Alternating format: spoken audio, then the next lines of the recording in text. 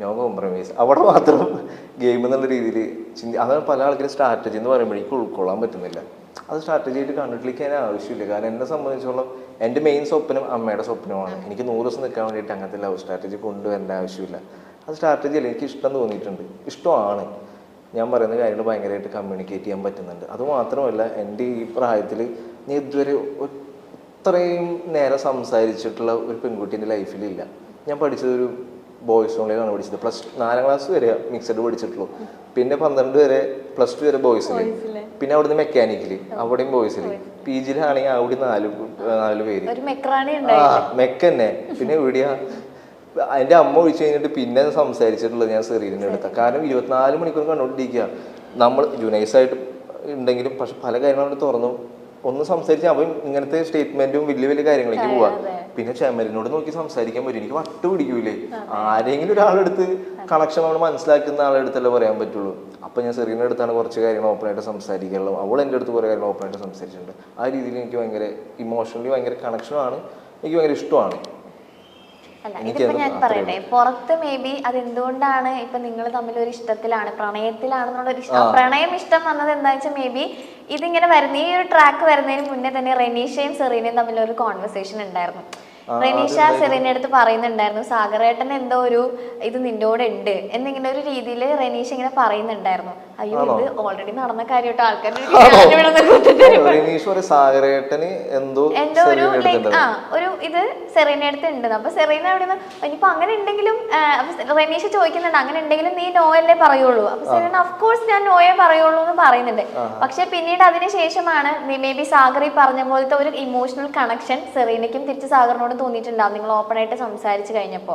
ഈ പറഞ്ഞ സ്നേഹം പല രീതിയിലുണ്ടല്ലോ. പ്രണയം എന്നുള്ള സ്നേഹം മാറ്റി വെച്ചാൽ മേ ബി ഒരു സ്നേഹം സെറീനയ്ക്കും തോന്നിയിട്ടുണ്ടാവാം. പിന്നീട് സെറീനയിൽ ഉണ്ടായ ഒരു മാറ്റം അതാണ് പുറത്ത് വേറൊരു രീതിയിൽ വന്നതെന്നാണ് എനിക്ക് തോന്നിയിട്ടുള്ളത്. ഇപ്പൊ അല്ല, നിങ്ങൾ അതിന്റെ അകത്തുള്ളപ്പോ ഓൾറെഡി റെനീഷയും സെറീനയും തമ്മിലൊരു കോൺവെർസേഷൻ കഴിഞ്ഞിട്ടാണ് സാഗറും സെറീനയും ഇത്ര അറ്റാച്ച്ഡ് ആവുന്നത് കാണിക്കുന്നത്.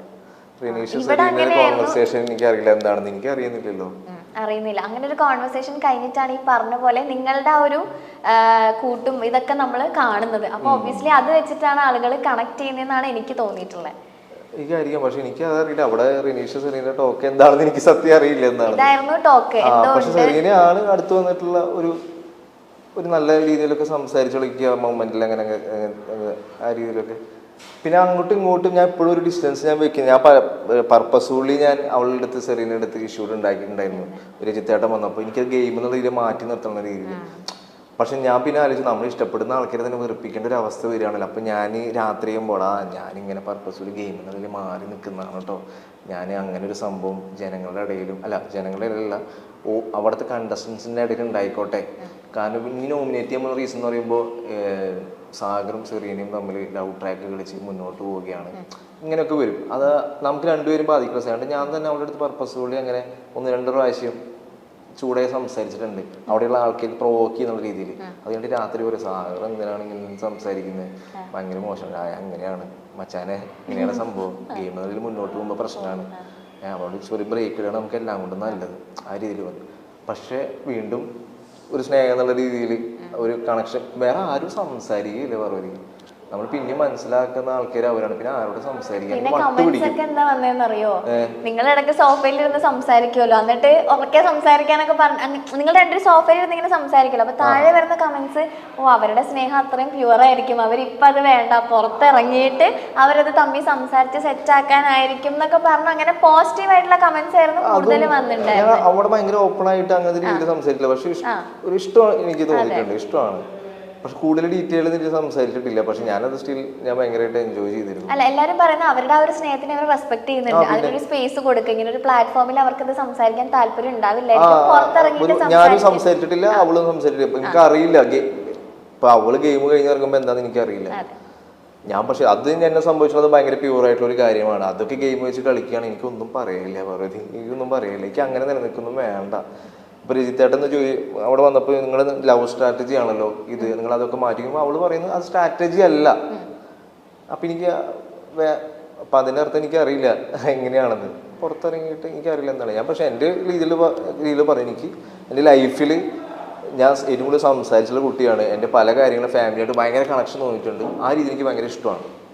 ഇതാണ് എന്റെ ഉത്തരം. അതൊരു ലവ് സ്ട്രാറ്റജി അല്ല. പിന്നെ പറഞ്ഞ പോലെ പുറത്തറിയാലോ നമ്മള് ചെറുതെന്തെങ്കിലും ഇതിന്റെ മുന്നിലേ ഇപ്പൊ ഇതിന്റെ മുന്നിൽ നടക്കുന്നതിന് തൊട്ട് മുന്നിൽ വലിയൊരു കഥയുണ്ടാവും. ആ കഥ നിങ്ങൾ കാണുന്നില്ല. അതെ, ബാക്ക്ഗ്രൗണ്ട് മ്യൂസിക് ഒക്കെ ഇട്ടിട്ട് സാധനം വരുമ്പോ ഓ സാഗറും സെറീനയും റിലേഷൻഷിപ്പിലാണ്, അങ്ങനെയുള്ള ഒരു സംഭവമാണ് മൊത്തത്തിൽ ഇവിടെ പുറത്ത് കാണുന്ന പോലെയല്ല. എഡിറ്ററിന്റെ കയ്യിലാണ്. എഡിറ്ററിന് വില്ലനാക്കാം, നായകനാക്കാം, എന്ത് വേണമെങ്കിലും ആക്കാം. ഓക്കെ, ഇപ്പൊ റെനീഷയുടെ സെറീനയുടെ കോൺവെർസേഷൻ കഴിഞ്ഞു, നിങ്ങളുടെ രണ്ടുപേരുടെ സംഭവത്തിലേക്ക് എത്തി. പിന്നെ മൂന്നാമത് വരുന്നത് ആ ലവ് ട്രയാങ്കിൾ ആണ്. പിന്നെ അതൊരു ട്രോളായി ഇവിടെ. അവിടെ എത്തിയപ്പോഴേക്കും സംഭവം പിന്നെ എല്ലാരും ദൈവം ഇത് എന്താണ് നടക്കണേന്നായി. ഇത് വേറെ പ്രശ്നം. നാദര വന്നിട്ട് ഇഷ്ടാന്ന് പറഞ്ഞു എന്റെ അടുത്ത്. സാറിന് എനിക്ക് അത് മാത്രമല്ല ജൂനൈസിന് സെറീനയുടെ ആകെ കൂടി അവിടെ ഞാൻ ആരോട് ഗെയിം കളിക്കും എന്നുള്ള അവസ്ഥയിലായി പോയി. അതിൽ എനിക്ക് ജൂനൈസ് പലപ്പോഴും നമ്മൾ 3 പേരായിട്ട് ഇരിക്കുമ്പോൾ ജൂനൈസ് സെറീനയുടെ അടുത്ത് സംസാരിക്കുമ്പോൾ എനിക്ക് മനസ്സിലായിട്ടുണ്ട് ഏകദേശം എന്തോ ഒരു ഇതുണ്ടെന്ന്. അപ്പൊ ഇവര് രണ്ടുപേരും സംസാരിക്കണ്ട, ഞാൻ മൂന്നാമതിരിക്കുമ്പോൾ ഞാൻ അവിടെ ഒഴിഞ്ഞു മാറിപ്പോവും. പക്ഷെ അത് സെറീനയ്ക്ക് മനസ്സിലായിട്ടുണ്ടാകുന്നില്ല. അപ്പൊ സെറീന ഒരു ദിവസം ഇത് മനസ്സിലാക്കിയ ദിവസം എൻ്റെ അടുത്ത് പറഞ്ഞാ സാറ് ജൂനൈസ് എൻ്റെ അടുത്ത് ചെറിയൊരു ഇഷ്ടമുണ്ട്. അപ്പൊ എനിക്കത് നേരത്തെ അറിയാം, എനിക്കത് നേരത്തെ തോന്നിയിട്ടുണ്ട്. അതുകൊണ്ട് ഞാൻ എങ്ങനെയും അവർ ഗ്യാങ്ങിൽ വരുമ്പോൾ ജൂനൈസ് എന്തെങ്കിലുമൊക്കെ എന്നെ പറ്റി ഇങ്ങനെയൊക്കെ പറഞ്ഞ് എന്തെങ്കിലുമൊക്കെ പറയും. ഞാൻ ഐസായിട്ട് എപ്പോഴും അതിന് രണ്ടുപേരും സംസാരിച്ചു. എനിക്കത് മനസ്സിലായിട്ടുണ്ടായി. പക്ഷെ സാർ എനിക്ക് എപ്പോഴും മനസ്സിലായിട്ടുണ്ടാകുന്നില്ല. പിന്നെ നാദരയുടെ കാര്യം എന്ന് പറയുന്നത് അവൾക്ക് തുടക്കത്തിൽ എന്നെ ഇഷ്ടമുണ്ടെന്ന് പറഞ്ഞിട്ടുണ്ടായിരുന്നു. ഗോപിക ഞാൻ പിന്നെ ഇപ്പോൾ വിളിച്ചപ്പോഴൊക്കെയാണ് പറയുന്നത്, ഗോപികയുടെ അടുത്ത് എന്തോ പറഞ്ഞിട്ടുണ്ടായിരുന്നു ഇഷ്ടമാണ്. അതുപോലെ തന്നെ അവളെൻ്റെ അടുത്ത് ഇഷ്ടമാണ് ഒരു കാര്യം അവൾ എൻ്റെ അടുത്ത് പറഞ്ഞു. എനിക്കത് ഭയങ്കര സ്ട്രൈക്കിംഗ് ആയിട്ട് തോന്നി. എടാ എൻ്റെ ലൈഫ് ഭയങ്കര പ്രശ്നമാണെടാ, നിനക്കറിയാലോ എൻ്റെ ലൈഫിൻ്റെ കാര്യം എന്താണെന്ന്. ഞാൻ ചെറുപ്പം മുതലേ സ്നേഹം കിട്ടി വളർന്നിട്ടുള്ള ഒരാളല്ല. ഞാൻ പലപ്പോഴും സ്നേഹം പിടിച്ച് വാങ്ങിച്ചിട്ടുള്ള ഒരാളാണ്. പക്ഷെ നീ എന്താണ് ഞാൻ സ്നേഹിക്കുന്ന എന്നെ നിനക്ക് എന്താ പറ്റാത്തേ? അവിടെ വലിയൊരു പോയിന്റ് പറഞ്ഞു. അപ്പം അത് എനിക്ക് ആ പോയിന്റ് പുറത്ത് പോയിട്ടുണ്ടോയെന്ന് എനിക്കറിയില്ല. അങ്ങനത്തെ ഒരു കറക്റ്റായിട്ട് പറയട്ടെ, ഞാൻ പുറത്ത് ഭയങ്കര സ്നേഹം കിട്ടാത്ത ആളാണ്, ഞാൻ ഭയങ്കര ഒറ്റപ്പെട്ടിട്ടുള്ള ഒരാളാണ്, എനിക്കിതൊരു സ്നേഹം കിട്ടിയിട്ടില്ല, ഞാൻ ഭയങ്കര സ്നേഹം പിടിച്ച് മേടിക്കുന്ന ഒരാളാണ്, എനിക്ക് തന്നെ ഉള്ള ആളെ ഭയങ്കര ഇഷ്ടമാണ്. അപ്പം ഞാൻ എനിക്ക് തന്നെ ഒരിക്കലും ആ രീതിയിൽ ഇഷ്ടം കാണാൻ പറ്റില്ല. എൻ്റെ ആ കുട്ടിക്ക് തന്നെ ഇഷ്ടമാണ്, എനിക്ക് ആ കുട്ടിയുടെ ഇമോഷൻ അത് മാറ്റി കളയാനും മാച്ച് കളയാനും എനിക്ക് പറയാൻ പറ്റില്ല. പക്ഷെ എനിക്ക് തന്നെ ആ രീതിയിൽ കാണാൻ പറ്റില്ല. ഞാൻ നല്ലൊരു ഫ്രണ്ട് എന്നുള്ള രീതിയിൽ കാണാം. അപ്പോൾ അവൾ നോമിനേഷൻ്റെ പ്രോസസ്സിലെത്തുമ്പോൾ എനിക്ക് പുറത്ത് പോയാലും കുഴപ്പമില്ല, പക്ഷെ ഇനിയുള്ള 2-3 ദിവസം നീ എൻ്റെ കൂടെ എന്നെ ഒന്നിന്ന് സംസാരിച്ച് ഞാൻ ലൈഫിൽ ഭയങ്കര ഹാപ്പിയാണ്. എനിക്ക് അവിടെ നോന്ന് വേണമെങ്കിൽ എനിക്ക് പറയാൻ തോന്നിയില്ല. അവൾ പറഞ്ഞ വാക്കുണ്ടല്ലോ, എനിക്ക് സ്നേഹം കിട്ടിയിട്ടില്ല. നമ്മളാണെങ്കിൽ സ്നേഹത്തിന്റെ മുന്നിൽ അതിന് മാത്രം നമ്മൾ തോൽപ്പിക്കാൻ പറ്റുള്ളൂ. അതൊക്കെ ഗെയിം വെച്ച് കളിക്കാൻ എനിക്ക് അറിയില്ല, അത് എനിക്ക് മനസ്സിലാക്കാൻ പറ്റില്ല. പക്ഷെ അത് ഭയങ്കര പ്യൂറായിട്ടുള്ള പരിപാടിയാണ്. അത് വെച്ച് ഗെയിം കളിക്കുക ഇപ്പോഴും എൻ്റെ ഇത്. അപ്പോൾ അവളങ്ങനെ പറഞ്ഞപ്പോൾ ഞാൻ കാരണം അവൾക്കൊരു സന്തോഷം കിട്ടണമെങ്കിൽ കിട്ടിക്കോട്ടെ, പക്ഷെ എനിക്കാണ് തിരിച്ച് പണി കിട്ടിയത്, അത് വേറെ വശം. അപ്പോൾ അവള് എവിക്ഷന് തൊട്ട് മുന്നിക്ക് അത് കിട്ടുകയാണെങ്കിൽ അത് ഭയങ്കര സന്തോഷമാണ്. പക്ഷെ ഞാനാണ് ഇപ്പൊ എവിക്റ്റഡ് ആയിട്ട് കൂടി ഇരിക്കുന്നത്, അവളവിടെ ഗെയിം കളിച്ചോണ്ടിരിക്കുകയാണ്. അതാണ് ഇതിന്റെ വേറൊരു ട്വിസ്റ്റ്. ഇപ്പൊ ഞാൻ അവളുടെ അടുത്ത് പറയാം എനിക്കിപ്പോ അങ്ങനെ കാണാൻ പറ്റില്ല നോ എന്ന് പറയുകയാണെങ്കിൽ അവള് മേലെ പോയിട്ട് ഇരുന്നിട്ട് അറിയും. അപ്പോഴും കട്ട് വരും, ഓ സാഗർ സൂര്യ എത്ര ക്രൂരനാണ്, ഇത്രയും സ്നേഹം തുറന്ന് പ്രകടിപ്പിച്ചിട്ട് പോലും നോ എന്ന് പറയുമ്പോൾ അവിടെ നിന്ന് കരയും, അവൾ ഇമോഷണലാവും. അപ്പോൾ ഞാൻ അവിടെ ചിരിച്ചിരിക്കുന്ന ഒരു ഷോട്ടും കരയുന്ന ഒരു ഷോട്ടും അപ്പോഴും പ്രശ്നം തന്നെയാണ്. ഇത് ഇങ്ങനെ ഞാനിപ്പോ ഇത്രയും ദിവസത്തെ എപ്പിസോഡ് കംപ്ലീറ്റ്ലി കാണുന്ന ഒരാളാണ്. പറ്റുവാണെങ്കിൽ ലൈവ് ഇരുന്ന് അതും കാണാറുണ്ട്. ഓക്കെ, അപ്പൊ ഞാൻ ചോദിക്കുന്നത് എന്താ വെച്ച് കഴിഞ്ഞാൽ സാഗർ ഇറങ്ങി കഴിഞ്ഞിട്ടും ഞാനൊരു പോയിന്റ് ചിന്തിച്ചിട്ടുണ്ട്, എന്താ സാഗർ ഇതിന് മറുപടി പറയാത്തേന്ന് ഞാൻ അടക്കം ചിന്തിച്ചിട്ടുള്ള കാര്യം നാദിരയുടെ കാര്യത്തില്. എന്തുകൊണ്ടാണ് അതിന് റെസ്പോണ്ട് ചെയ്യാത്ത?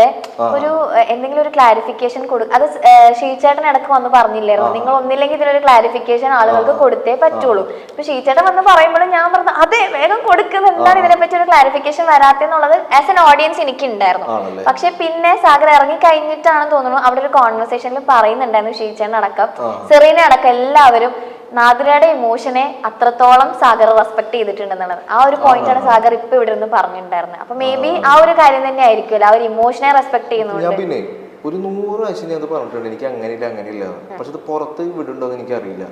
ഉണ്ട് ബാത്റൂമിലൊക്കെ വെച്ചിട്ട് പറഞ്ഞ സമയത്തുള്ളതൊക്കെ കുറെ പ്രാവശ്യം കുറച്ചൊക്കെ വന്നിട്ടുണ്ട്. പെങ്ങളെ കേൾക്കുമ്പോ കലി വരും. അപ്പൊ ഞാൻ അവൾക്ക് അത് ഇറിറ്റേഷൻ ആവശ്യം നല്ല ഫ്രണ്ട്. അപ്പൊ സാഗർ സ്റ്റോപ്പ് ചെയ്യും. പിന്നെ ഫ്രണ്ട് എന്നുള്ള രീതിയിലാണ് ഞാൻ ഒരു പ്രാവശ്യം ഞാൻ അത് ഭയങ്കര പ്യൂറായിട്ടുള്ള പരിപാടി. ഒരു പ്രാവശ്യം പേഴ്സണലി അവിടെ മാറി നിൽക്കാൻ എനിക്ക് ഗെയിമിനൊക്കെ കളിക്കാൻ പറ്റുന്ന രീതിയിലേക്ക് എത്തി. മീൻസ് കുറച്ചൊക്കെ ഇവിടെയൊക്കെ നമ്മൾ എഫർട്ട് ചെയ്യുമല്ലോ, എത്ര ഇല്ലെന്ന് പറഞ്ഞു. ഞാൻ ഇന്ന് എൻ്റെ ലവ് സ്ട്രാറ്റജിയാണ്, ഞാൻ പറയാത്ത ആളാണ്, ഞാൻ പർപ്പസ്ഫുള്ളി അത് പറഞ്ഞതാണ്. എന്നിട്ട് അവളവിടെ പോയിട്ട് ഭയങ്കര കരച്ചിലേക്ക് ഭയങ്കര കരച്ചിലാണ്. ഞാൻ എല്ലാവരുടെ ഇടയിൽ അങ്ങനെ ഒരു സംഭവം പറഞ്ഞാണ് നമുക്ക് ഇത് ഉണ്ടാകാൻ വേണ്ടിയിട്ട് സെറീനയെ പോലെ തന്നെ അങ്ങനത്തെ ഒരു ഇഷ്യൂ ക്രിയേറ്റ് ചെയ്താണ്. അതിനുശേഷം ഞാൻ അവിടെ ഒരു പെന്നിട്ട് ഞാൻ കറക്റ്റ് എഴുതി കൂടുതൽ പാരാഫ് എഴുതി കൊടുത്തവൾക്ക് നാദരയ്ക്ക്, എടാ ഇത് ഗെയിമാണ്, ഞാൻ ഗെയിമിൻ്റെ രീതിയിൽ പറഞ്ഞാണ്, ഇനി മുന്നോട്ടുള്ള യാത്ര അടിപൊളിയായിട്ട് കളിക്കണം. ഞാൻ എന്തൊക്കെ പറഞ്ഞാലും പേഴ്സണലി സാഗർ എന്ന് പറഞ്ഞൊരു വ്യക്തി ആരും ഹേട്ട് ചെയ്യാത്ത ഒരാളാണ്.